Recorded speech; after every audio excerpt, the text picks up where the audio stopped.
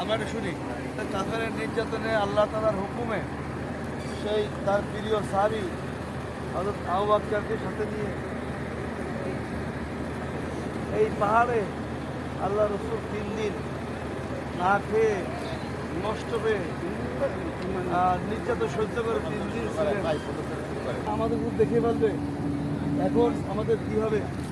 তো আবু বকর আল্লাহ রাসূল বলছিলেন, হে আবু বকর আপনি চিন্তা করবেন না, আল্লাহ আমাদের সাথেই আছে, আল্লাহর রহমত আমাদের সাথেই আছে। সেদিন করে যদি আমার নবীকে কাফেররা ধরতো আজকে দিন কোথায় পৌঁছামকে এমনি সহজে নিয়ে আসে নাই। অনেক কষ্ট অনেক ত্যাগের মাধ্যমে আল্লাহ পাক ইসলামকে পৃথিবী প্রতিষ্ঠা করছে। আমরা পৈতৃক সূত্রে ইসলাম পেয়েছি, কিন্তু আমরা ইসলামকে মূল্যায়ন করি না। এই ত্যাগ থেকে আমাদের শিক্ষা নিয়ে ইসলামকে আরো কঠোর পরিশ্রম করতে হবে। আল্লাহর প্রিয় নবী এতটাই ত্যাগ দিয়েছেন উম্মতের জন্য, মুসলিম উম্মার জন্য।